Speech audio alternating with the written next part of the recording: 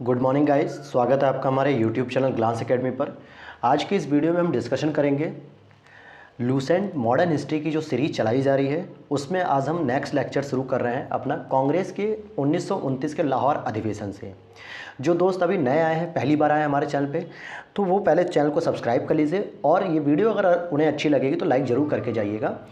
हमारे चैनल पे आपके लिए लूसेंट की सीरीज चलाई जा रही है जो कि आपके CTET, all teaching exams, all one day exams, इसके साथ ही साथ अगर आप सिविल सर्विसेज एग्ज़ाम दे रहे हैं स्टेट पीसीएस के, चाहे वो UP PCS, Bihar PCS, MP PCS, Rajasthan PCS हो, तो उसमें तो 70% जो है कि क्वेश्चन यहीं से पुटअप होते हैं। आप पुराने पेपर को उठा के देख सकते हैं जहाँ पे लूसेंट से सीधे सीधे 70% क्वेश्चन पूछे गए हैं। 60% तो बिल्कुल पूछे गए हैं। आप पिछले 10 साल के पेपर को एनालिसिस कर सकते हैं। तो यहाँ पे आप अपडेटेड 2022 और नए पैटर्न में जो है कि आप लूसेंट को समझ सकते हैं, सीख सकते हैं, देख सकते हैं, जो आपके वनडे एग्जाम में बहुत ही हेल्पफुल होगी, साथ ही साथ स्टेट पीसीएस में भी बहुत हेल्पफुल होगी। आपको एक और इन्फॉर्मेशन बताते हुए मुझे बड़ी खुशी होगी कि हमारे चैनल पर यूपीएससी और स्टेट पीएससी में जो ऑप्शनल पेपर सेलेक्ट किया जाता है आपके द्वारा, अगर आप लोग political science, international relation, PSIR अगर ऑप्शनल पेपर सेलेक्ट कर रहे हैं तो उसके लिए आपके लिए यह चैनल सबसे बेस्ट ऑप्शन प्रोवाइड करा रहा है, जिसमें answer writing, model answer writing और हैंड रिटन नोट्स प्रोवाइड कराए जा रहे हैं। डेली बेसिस पे उसके लेक्चर शुरू किए गए हैं। अभी वेस्टर्न थिंकर प्लेटो की शुरुआत कर चुके हैं, प्लेटो खत्म हो गया है, नेक्स्ट अरस्तू आएगा। तो अगर आप लोग सिविल में ऑप्शनल पेपर अगर पॉलिटिकल साइंस रखते हैं तो आप इस वीडियो को जरूर देखेंगे और साथ ही साथ आपको लिंक भी डिस्क्रिप्शन में मिल जाएगा। चलिए शुरू करते हैं हम आज की क्लास की।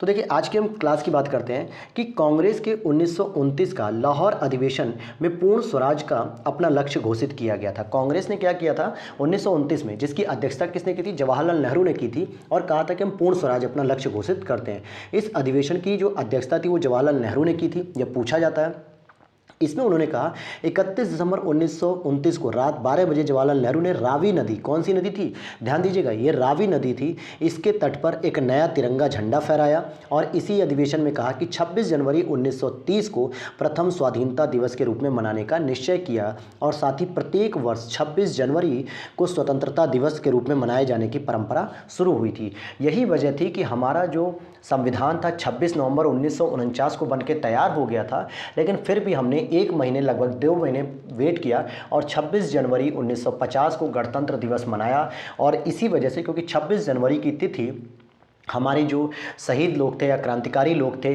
या यूँ कहें जो हमारे आदर्श थे देश को नेतृत्व करने वाले, उन लोगों ने पहले ही पूर्ण स्वराज और साथ ही साथ 26 जनवरी की तिथि को बहुत ही पवित्र तिथि के रूप में घोषित किया था। आगे देखते हैं इसके बाद क्या होता है फैक्ट। 12 मार्च 1930 को गांधी जी ने अपने 79 समर्थकों के साथ साबरमती स्थित अपने आश्रम से लगभग 322 किलोमीटर दूर दांडी के लिए प्रस्थान किया। ध्यान दीजिएगा, साबरमती से शुरू होते हैं और दांडी के लिए प्रस्थान करते हैं और दांडी वो पहुंचते हैं 24 दिनों के बाद। 6 अप्रैल 1930 को दांडी पहुंच के गांधी जी ने नमक कानून तोड़ा और सविनय अवज्ञा आंदोलन की शुरुआत की। अक्सर प्रश्न पूछा जाता है कि सविनय अवज्ञा आंदोलन की शुरुआत कहाँ से हुई। आपसे ऑप्शन साबरमती भी देगा, दांडी भी देगा। ध्यान दीजिएगा, साबरमती से तो उन्होंने केवल 12 मार्च 1930 को चलना शुरू किया था, नमक नहीं तोड़ा था। नमक तो 6 अप्रैल 1930 को दांडी पहुंच के तोड़ा, तो दांडी से ही नमक कानून तोड़ के सविनय अवज्ञा शुरू होता है और 6 अप्रैल 1930 को शुरू होता है। सुभाष चंद्र बोस ने गांधी जी के नमक सत्याग्रह की तुलना नेपोलियन के अल्बा से पेरिस तक की यात्रा के रूप में की थी। अगला प्रश्न पॉइंट है 4 मार्च 1931 को गांधी इरविन पैक्ट होता है और इसके बाद गांधी जी ने सविनय अवज्ञा आंदोलन स्थगित कर दिया और गांधी इरविन समझौता को दिल्ली समझौता भी कहा जाता है। आपकी जानकारी के लिए एक चीज़ और बता दूं कि इसी समझौते को सरोजनी नायडू ने कहा कि 2 महात्माओं का समझौता है। किसका समझौता है? 2 महात्माओं या 2 संतों का समझौता है। 1931 में सरदार पटेल की अध्यक्षता में हुई कांग्रेस के कराची अधिवेशन।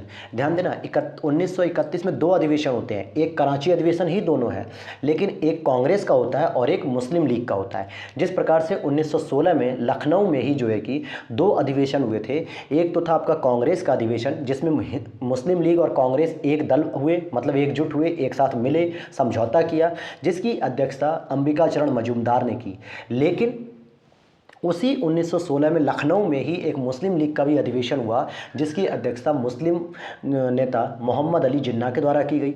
इसी तरह 1931 में भी कराची अधिवेशन होते हैं, जो एक मुस्लिम लीग का होता है, एक कांग्रेस का। तो पटेल जी कांग्रेस के अधिवेशन की अध्यक्षता कर रहे हैं और यहीं पे पंडित जवाहरलाल नेहरू के द्वारा मूल अधिकारों व आर्थिक कार्यक्रम पर एक संकल्प प्रारूपित किया गया और इस प्रस्ताव को बनाने में एम.एन. रॉय ने नेहरू की मदद की थी। इसी अधिवेशन में गांधी इरविन पैक्ट को स्वीकार किया गया और गांधी जी को द्वितीय गोलमेज सम्मेलन में भाग लेने की अनुमति प्रदान कर दी गई थी कि इरविन के साथ जब समझौता हुआ तो गांधी ने कहा कि ठीक है, हम कांग्रेस की तरफ से दूसरे गोलमेज सम्मेलन में शामिल होंगे, क्योंकि तीनों गोलमेज सम्मेलन में अंबेडकर जी तो शामिल हुए थे दलितों के नेतृत्व के रूप में, लेकिन कांग्रेस तीनों में नहीं बल्कि केवल और केवल दूसरे गोलमेज सम्मेलन में शामिल हुई थी। ये प्रश्न पूछा जाता है और इसी समय गांधी जी ने कहा था कि गांधी मर सकते हैं परंतु गांधीवाद नहीं, यानी जो गांधी के विचार हैं वो हमेशा सदैव आजीवन जो है कि रहेंगे समाज में और समाज के लिए उपयोगी रहेंगे। और शायद यही वजह है जिसकी वजह से आज भी भारत के साथ साथ पूरी दुनिया में सबसे अधिक रिसर्च अगर होती है तो गांधी जी के विचारों पर होती है। आप उठा के देख सकते हैं, जितनी भी यूनिवर्सिटी में पीएचडी थीसिस होती हैं, फेलोशिप होती है, सबसे अधिक टॉपिक आपको गांधी जी पर मिलेगा। एक बात और ध्यान दीजिएगा, इसी कराची अधिवेशन में ही गांधी जी को काले झंडे दिखाए गए थे। पूछेंगे काले झंडे क्यों? क्योंकि जो भगत सिंह जी की और जो इनके 3 साथी थे, इनकी जो फांसी का जो कार्यक्रम था, इसको इरविन जी के साथ जो है कि समझौता करते समय गांधी जी इन फांसी को नहीं रोक पाए थे, जिसकी वजह से यहाँ पे कुछ कांग्रेस समर्थकों ने, जो क्रांतिकारियों के समर्थक थे, उन्होंने गांधी जी को काले झंडे भी दिखाए थे। आगे देखते हैं, दूसरा गोलमेज सम्मेलन जब हुआ 7 सितंबर 1931 से 1 दिसंबर 1931 तक चला और महात्मा गांधी कांग्रेस के प्रतिनिधि के रूप में इसमें भाग लिया और परंतु यह सम्मेलन सांप्रदायिक प्रतिनिधित्व के कारण असफल हुआ, क्योंकि इसी समय रैमजे मैकडोनाल्ड वहाँ के प्रधानमंत्री थे ब्रिटेन के, जो सांप्रदायिक प्रतिनिधित्व लेके आ रहे थे, कम्युनल अवार्ड लेके आ रहे थे, जो 1932 में आएगा आगे चल के, लेकिन जिसकी वजह से गांधी जी जो है कि नाराज हुए और शामिल तो हुए लेकिन ये असफल हो गया। पूछा जाता है कि गांधी जी किस जहाज़ से गए थे, तो एसएस राजपुताना जहाज़ से लंदन में रुके थे और बेंसिटियाना नामक इटली के पोत से वापस भारत आए थे। प्रथम गोलमेज सम्मेलन 12 नवंबर 1930 में हुआ, तीसरा गोलमेज सम्मेलन 1932 में हुआ था। तो आपको याद रखना, पहला 1930 में, दूसरा 1931 में, तीसरा 1932 में गोलमेज सम्मेलन हुआ। तीनों गोलमेज सम्मेलन के समय जो ब्रिटेन के प्रधानमंत्री थे वो रैमजे मैकडोनाल्ड जी थे और भीमराव अंबेडकर लंदन में हुई तीनों गोलमेज सम्मेलन सभाओं में अछूतों के प्रतिनिधि, दलितों के प्रतिनिधि के रूप में बुलाया गया था और ये तीनों ही गोलमेज सम्मेलन में गए थे। आपसे प्रश्न पूछा जाता है कि निम्नलिखित में से कौन व्यक्ति तीनों गोलमेज सम्मेलन में शामिल हुआ? भीमराव अंबेडकर जी। अगला पॉइंट है, दूसरे गोलमेज सम्मेलन की असफलता के बाद गांधी जी ने 3 जनवरी 1932 को पुनः सविनय अवज्ञा आंदोलन प्रारंभ कर दिया और सविनय अवज्ञा आंदोलन अंतिम रूप से 7 अप्रैल 1934 को वापस लिया गया। 7 अप्रैल 1934 को वापस लिया गया। सविनय अवज्ञा आंदोलन में जो पठान सत्याग्रहियों पर गोली चलाने से गढ़वाल राइफल्स ने इनकार कर दिया था। गढ़वाल जो उत्तराखंड की राइफल्स थी, उन्होंने क्या कहा कि जो पठान लोग थे, जो सत्याग्रही थे, गांधी जी के साथ खड़े थे, उन पर राइफल्स चलाने से मना कर दिया था। 24 मार्च 1931 को सुखदेव, भगत सिंह और राजगुरु को फांसी पर लटका दिया गया था और इसी फांसी को न रोक पाने की वजह से गांधी जी को 1931 के कराची अधिवेशन में काले झंडे भी देखने पड़े। साथ ही साथ मई 1934 में कांग्रेस सोशलिस्ट पार्टी की स्थापना की गई थी। ये बहुत पॉइंट इंपॉर्टेंट है, आपसे पूछ लेता है कि कांग्रेस की समाजवादी जो संस्था थी उसकी स्थापना कब हुई? 1934 में हुई थी सोशलिस्ट पार्टी। अखिल भारतीय किसान सभा का प्रथम सम्मेलन अप्रैल 1936 में लखनऊ में हुआ था। कहाँ हुआ था? लखनऊ में। अध्यक्षता स्वामी सहजानंद ने की थी। महासचिव एन.जी. रंगा जी चुने गए थे। स्वामी सहजानंद सरस्वती ने हुंकार नाम की पत्रिका एक पटना से प्रकाशित की थी और यह किसान आंदोलन की पत्रिका थी। जैसे क्रांतिकारियों के लिए बंदी जीवन थी, उसी तरीके से हुंकार भी जो एक पत्रिका थी वो पटना से स्वामी सहजानंद जी चला रहे थे, जो किसानों की बात रखती थी। राहुल सांकृत्यायन जी ने इस साप्ताहिक पत्रिका को 1942 में संपादक बने थे। राहुल सांकृत्यायन का जन्म स्थान आपको कमेंट बॉक्स में बताना है। मैं आपको बता दूं, उत्तर प्रदेश में ही उनका जन्म स्थान है। बहुत बड़े जो है कि पर्सनालिटी रहे हैं ये उस समय, और आपको बताना है कमेंट बॉक्स में। अखिल भारतीय किसान सभा का जो गठन हुआ वो 11 अप्रैल 1936 को हुआ था। महासचिव और अध्यक्ष अभी हमने पढ़ा कि स्वामी सहजानंद और एन.जी. रंगा साहब चुने गए थे। आपने अभी देखा, इस पॉइंट को देख लीजिए। अध्यक्ष स्वामी सहजानंद और महासचिव एन.जी. रंगा जी चुने गए थे। आगे देखते हैं 1936 को लखनऊ में हुआ। 1939 ईस्वी में महात्मा गांधी द्वारा प्रस्तावित प्रत्याशी पट्टाभी सीतारमैया को हराकर सुभाष चंद्र बोस कांग्रेस के अध्यक्ष चुने गए थे। यहाँ पर जब कांग्रेस के अध्यक्ष सुभाष चंद्र बोस जी बन गए थे और पट्टाभी सीतारमैया जो कि कांग्रेस के यानी गांधी जी के कैंडिडेट थे वो हार गए, तो गांधी जी ने स्पष्ट कहा कि ये पट्टाभी सीतारमैया की नहीं बल्कि ये मेरी हार है। और गांधी जी इससे नाराज हुए और गांधी जी को मनाने के लिए कांग्रेस के लोगों ने कहा कि कोई बात नहीं, अगर सुभाष चंद्र बोस जी बन गए हैं इसके अध्यक्ष, लेकिन जो कार्यकारिणी समिति बनाई जाएगी, जो 10-12 लोगों का चयन किया जाएगा, उसमें आपको प्रमुख रखा जाएगा, यानी आप जिसे बताएंगे वही व्यक्ति जो है कि उस कार्यकारिणी का सदस्य बनेगा। इस बात से सुभाष चंद्र बोस को ऐसा लगा कि मैंने महात्मा गांधी जी को नाराज किया है, तो इन्होंने क्या किया, इसी समय जो है कि अपनी अध्यक्षता छोड़ दी, कांग्रेस छोड़ दी और उसी के बाद 1939 में फॉरवर्ड ब्लॉक नामक इस संस्था की स्थापना की थी। आगे देख लेते हैं, अगले पॉइंट पे लिखा भी है कि 1 मई 1939 को सुभाष चंद्र बोस ने कांग्रेस के भीतर ही एक नए गुट का गठन किया जिसे फॉरवर्ड ब्लॉक कहा जाता है। सुभाष चंद्र बोस ने स्वतंत्रता संघर्ष के दौरान फ्री इंडिया लीजन नामक एक सेना बनाई। प्रश्न पूछता है आपसे कि फॉरवर्ड ब्लॉक की स्थापना कब हुई थी, तो आप क्या बताएंगे, 1 मई 1939 को। साथ ही साथ यह पूछता है कि स्वतंत्रता संघर्ष के लिए कौन सी सेना बनाई, तो फ्री इंडियन लीजन बनाई थी।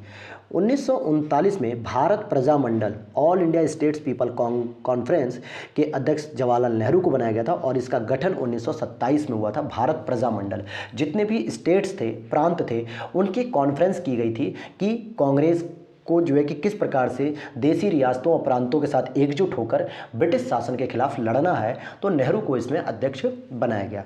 13 मार्च 1940 को लंदन में पंजाब के सुनाम नामक स्थान पर सरदार उधम सिंह ने पंजाब के भूतपूर्व lieutenant governor Michael O'Dwyer की गोली मारकर हत्या कर दी थी।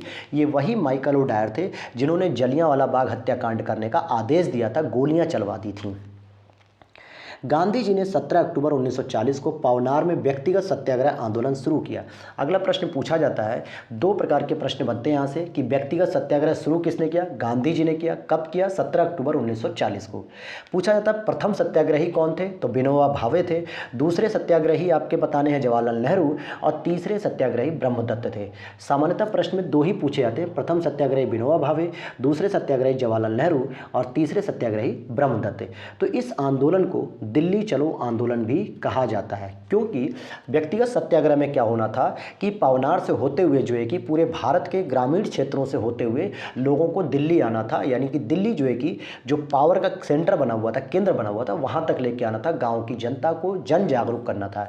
और शायद इस आंदोलन का बहुत बड़ा रोल आपको 1942 में देखने को मिलेगा, क्योंकि 1940 से धीरे धीरे लोग गाँव की जनता से मिल रहे थे, सभी सत्याग्रही जो है कि समझा रहे थे कि कैसे हमें आज़ादी लेनी है, कैसे हमें संघर्ष करना है। और यही वजह थी कि 1942 में पूरा भारत एकजुट हो चुका था, जन समर्थन उतर गया था रोड पर ब्रिटिशों के खिलाफ संघर्ष करने के लिए। हम आगे देखते हैं इसी को। 24 मार्च 1940 को मुस्लिम लीग के लाहौर अधिवेशन में अध्यक्षता करते हुए मोहम्मद अली जिन्ना ने भारत से अलग मुस्लिम राष्ट्र पाकिस्तान की मांग की। आपको ध्यान देना है कि लाहौर अधिवेशन 1929 का जो हुआ था वो कांग्रेस का था, जिसमें पूर्ण स्वराज की बात की गई थी, और वो आपका जो है कि किसके द्वारा किया गया था, जवाहरलाल नेहरू के द्वारा। लेकिन यह मोहम्मद अली जिन्ना ने भारत से अलग मुस्लिम राष्ट्र की मांग जो पाकिस्तान की 24 मार्च 1940 को। पाकिस्तान शब्द का निर्माण किसने किया, ये आपको कमेंट बॉक्स में बताना है। चलिए बताना क्या, वो तो अगले पॉइंट में दिया हुआ है। पाकिस्तान शब्द का सर्वप्रथम प्रयोग लंदन में कैम्ब्रिज विश्वविद्यालय के एक विद्यार्थी चौधरी रहमत अली थे और उनके 3 साथियों ने जनवरी 1933 में प्रकाशित किए एक पंफलेट में अब या फिर कभी नहीं, नेवर नाउ या नेवर, इसमें किया था। और इन्होंने ही, रहमत अली चौधरी ने ही पाकिस्तान शब्द का निर्माण किया। 1940 में लॉर्ड लिंथगो ने अगस्त घोषणा पत्र के द्वारा मुसलमानों को आश्वासन दिया कि ब्रिटेन और भारत के बीच किसी भी समझौते की स्थिति में अल्पसंख्यकों की सुरक्षा का पूर्ण ध्यान रखा जाएगा। ऐसा क्यों कह रहे थे, क्योंकि अंग्रेजों को, ब्रिटिश को द्वितीय विश्व युद्ध में जब वो कमज़ोर पड़ रहे थे तो उन्हें भारतीयों का समर्थन चाहिए था सेना के रूप में, जैसा उन्होंने पहले विश्व युद्ध में लिया था। गांधी जी को कैसर हिंद की उपाधि दी इसके चलते, यानी एक उपहार के रूप में दिया। तो दूसरे विश्व युद्ध में भी वो चाह रहे थे कि मुसलमानों का ही हमें समर्थन मिल जाए, लेकिन ऐसा नहीं हुआ। तो चलिए आज हम लोग जो है कि क्रिप्स मिशन से पहले अगस्त घोषणा पत्र तक ही रखते हैं और कल से हम नेक्स्ट क्लास में क्रिप्स मिशन पढ़ेंगे और मैं भरोसा दिलाता हूं कि 3 से 4 लेक्चर में आपकी मॉडर्न हिस्ट्री कंप्लीट हो जाएगी। और जिन साथियों ने अभी तक भी चैनल सब्सक्राइब नहीं किया तो प्लीज़ चैनल सब्सक्राइब कीजिएगा और बेल नोटिफिकेशन को ऑन करिएगा ताकि आपको सुबह सबसे पहले 8 बजे आपको अपडेट्स मिले। वनडे एग्जाम्स की आप तैयारी बहुत अच्छे से करें ताकि। नमस्कार।